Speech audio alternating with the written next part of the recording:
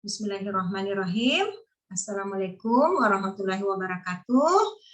Saya Ratnawati dengan nomor induk mahasiswa 51920011168. Saya dari kelas C Konversi Universitas Pancasakti Makassar.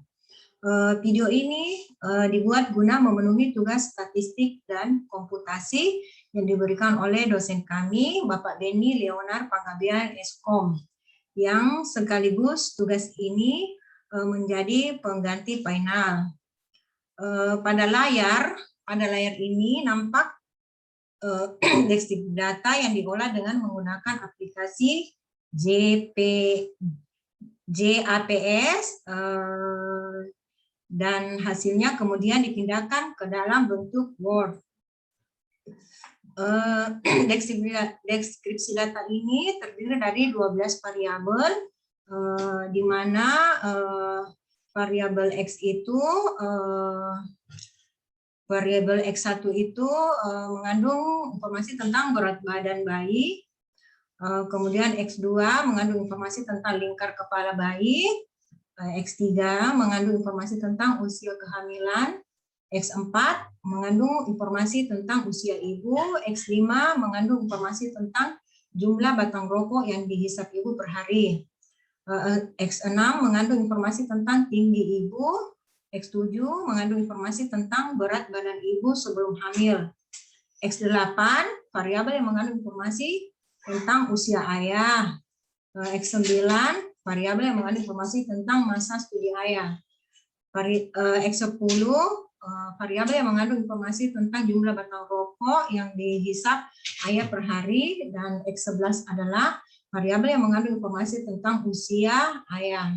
Distribusi data di atas dapat dilihat pada master data sebagai berikut. Ini adalah master datanya pada tabel 1.2.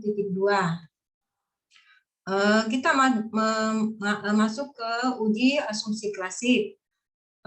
Pengujian ini terdiri dari uji normalitas, uji multikolinearitas, uji heteroskedastisitas, dan uji autokolerasi. Sedangkan syarat untuk mendapatkan model regresi yang baik adalah distribusi datanya normal atau mendekati normal. Uji normalitas adalah uji yang digunakan untuk mengetahui apakah sebuah data berdistribusi normal atau tidak untuk model asumsi regresinya.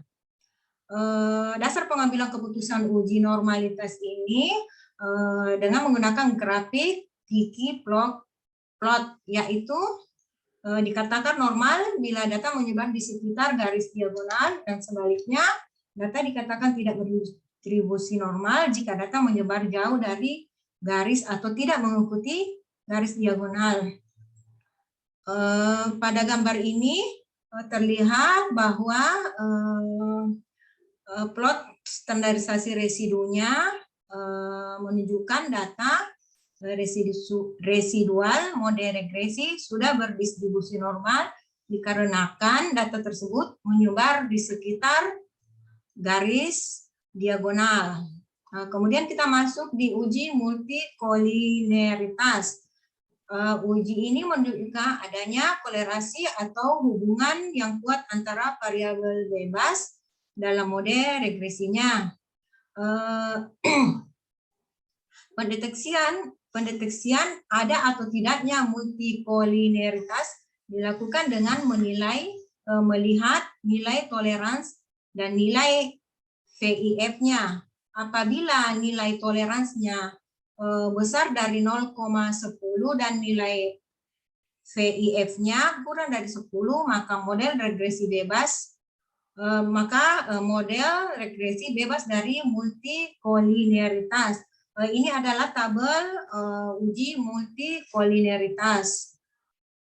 Tabel ini menjelaskan bahwa nilai toleransi untuk semua variabel X adalah 0 dan nilai VIF-nya dari semua variabel X kurang dari 10, maka model regresi ini dinyatakan bebas dari multikolinearitas. Dengan demikian, syarat kolineritasnya sebagai penunjang statistik menggunakan regresi sudah terpenuhi. Uji heterokedastisitas salah satu asumsi yang harus dipenuhi agar model bersifat blue adalah harus terdapat varians yang sama dari setiap errornya. Ada beberapa cara untuk mendeteksi adanya gejala heteroskedastisitas, diantaranya menggunakan grafik residual. Di sini terlihat grafik residual pada gambar 1.2. Berdasarkan gambar 1.2 terlihat bahwa data menyebar, ini terlihat bahwa datanya menyebar dan tidak membentuk pola, sehingga disimpulkan bahwa data tidak mengandung gejala heteroskedastisitas. Uji autokolerasi, kita masuk ke uji autokolerasi. Uji autokolerasi ini bertujuan menguji apakah dalam model regresi linear terdapat kolerasi atau hubungan antara residu error galat periode T dengan residu error galat periode T-1.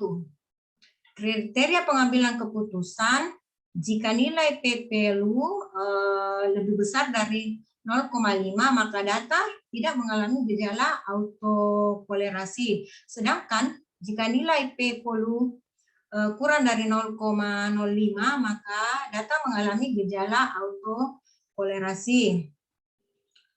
Ini adalah uji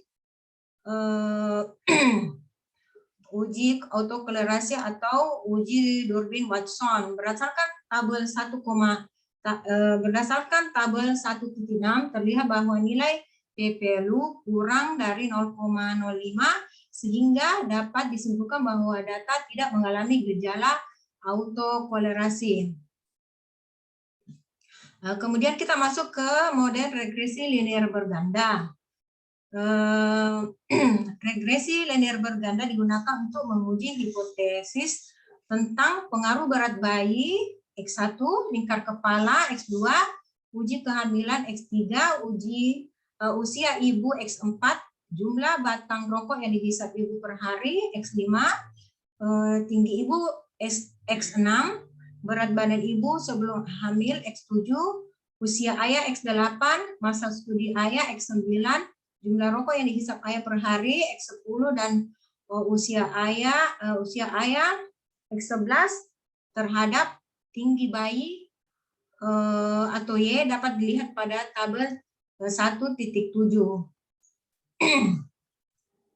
Ini adalah tabel 1.7 atau koefisien regresi. Persamaan regresi di atas diperoleh nilai konstanta sebesar 51.333, variabel berat bayi X1 sebesar 1.168, lingkar kepala X2 sebesar 0.151, usia kehamilan X3 sebesar 0.509, usia ibu X4 sebesar 0.060, jumlah batang rokok yang dihisap ibu per hari X5 sebesar minus 0.020, tinggi ibu X6 sebesar 0.136, berat badan ibu sebelum hamil atau X7 sebesar minus 0.028, usia ayah X8 sebesar minus 0.020, masa studi ayah X9 sebesar minus 0.010, jumlah rokok yang dihisap ayah per hari atau X10 sebesar 0.016 dan usia ayah atau X11 sebesar 0.003. Koefisien regresi variabel jumlah batang rokok yang dihisap oleh ibu per hari X5, berat badan ibu sebelum hamil atau X7, usia ayah X8, masa studi ayah X9 bertanda negatif. Sehingga dapat diartikan bahwa jumlah batang rokok yang dihisap ibu per hari berat badan ibu sebelum hamil, usia ayah, dan masa studi ayah berpengaruh negatif terhadap tinggi bayi. Koefisien regresi variabel berat bayi atau X1, lingkar kepala X2, usia kehamilan X3, usia ibu X4, tinggi ibu X6, jumlah rokok yang dihisap ayah per hari X10, dan usia ayah X11 berpengaruh positif terhadap tinggi bayi. Dengan kata lain, makna dari persamaan di atas adalah konstanta bernilai 51.333 yang berarti jika tidak ada perubahan variabel berat bayi X1 sebesar 1.168, lingkar kepala X2 sebesar 0.151, usia kehamilan X3 sebesar 0.509, usia ibu X4 sebesar 0,060, jumlah batang rokok yang dihisap ibu per hari X5 sebesar 0,020, tinggi ibu X6 sebesar 0,136, berat badan ibu sebelum hamil X7 sebesar minus 0,028, usia ayah X8 sebesar minus 0,020, masa studi ayah sebesar minus 0,010, jumlah rokok yang dihisap ayah per hari sebesar 0,16, dan usia ayah X11 sebesar 0,003. Maka tinggi badan bayi akan tetap yaitu sebesar 51.33 cm. Koefisien regresi variabel berat bayi X1 sebesar 1.68,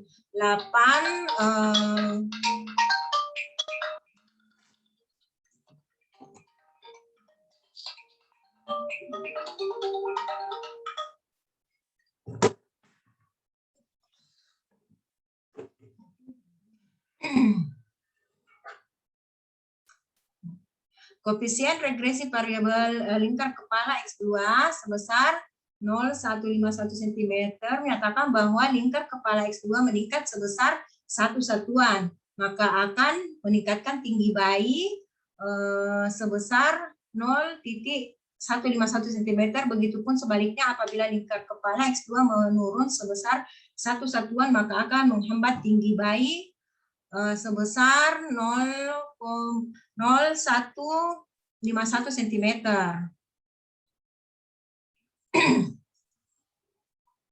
Koefisien variabel usia kehamilan X3 sebesar 0,509 cm menunjukkan bahwa usia kehamilan X3 meningkat sebesar 1 satuan, maka akan meningkatkan tinggi bayi sebesar 0,509 cm. Begitupun sebaliknya, apabila usia kehamilan S3 menurun sebesar 1 satuan, maka akan menghambat tinggi bayi sebesar 0,509 cm.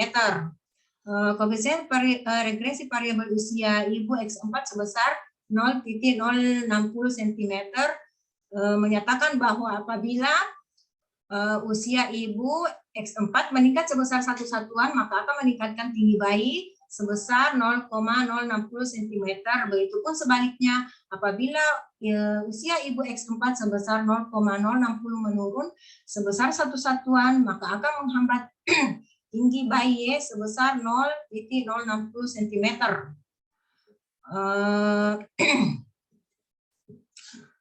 Koefisien regresi variabel jumlah batang rokok yang dihisap ibu per hari X5 sebesar 0,020 cm menyatakan bahwa apabila jumlah batang rokok yang dihisap ibu per hari X5 meningkat sebesar 1 satuan, maka akan menghambat tinggi bayi sebesar 0,020 cm. Begitupun sebaliknya, maka akan meningkatkan tinggi bayi sebesar 0,02 cm. Koefisien variabel tinggi ibu sebesar 0,136 cm menyatakan bahwa apabila tinggi ibu atau X6 meningkat sebesar 1 satuan, maka akan meningkatkan tinggi bayi sebesar 0,136 cm. Begitupun sebaliknya, apabila tinggi ibu atau X6 sebesar 0,136 menurun sebesar 1 satuan, maka akan menghambat tinggi bayi sebesar 0,136 cm. Koefisien regresi variabel berat ibu sebelum hamil X7 sebesar minus 0,028 cm, menandakan bahwa apabila berat badan ibu sebelum hamil X7 meningkat sebesar 1 satuan, maka akan menghambat tinggi bayi sebesar 0,28 cm. Begitupun sebaliknya akan menurun sebesar 1 satuan, maka akan meningkatkan tinggi bayi sebesar 0,028.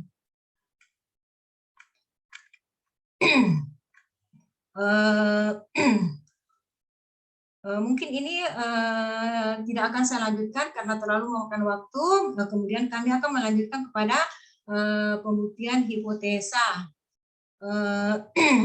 Pada tabel titik 18 atau uji ANOVA, berdasarkan tabel uji ANOVA-nya, terlihat bahwa nilai signifikansi kurang dari 0,001, di mana 0,001 kurang dari 0,05, sehingga disimpulkan bahwa variabel bebas yakni berat bayi atau X1, lingkar kepala X2, usia kehamilan X3, usia ibu X4, jumlah batang rokok yang dihisap ibu per hari X5, tinggi ibu X6, berat badan ibu sebelum hamil X7, usia ayah X8, masa studi ayah X9, jumlah rokok yang dihisap ayah per hari, dan usia ayah atau X11 berpengaruh secara simultan atau bersama terhadap tinggi bayi.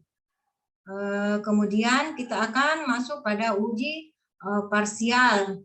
Tabel 1.9 adalah tabel uji parsial. Berdasarkan tabel 1.9 diperoleh hasil sebagai berikut.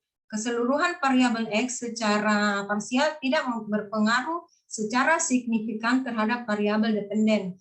Hal ini tampak dari nilai probabilitas pada tabel hasil uji T parsial lebih besar dari pada 0,005.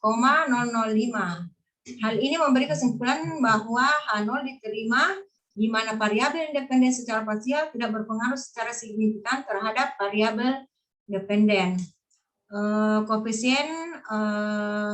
Koefisien determinasi atau R2 dengan tabel sebagai berikut.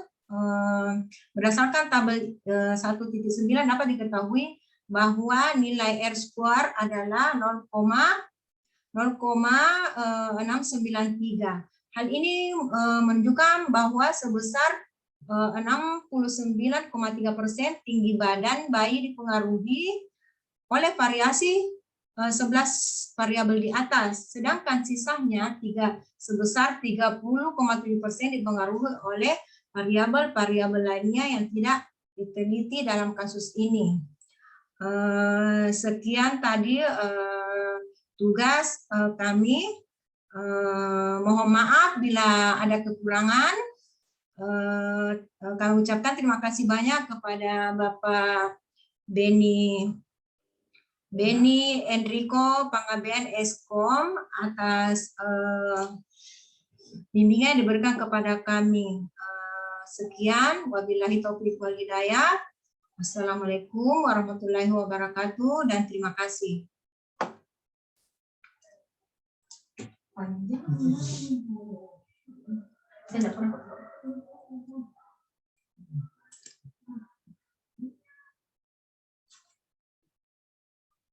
Panjang ini emangnya ini nah. Dia tidak pernah pasien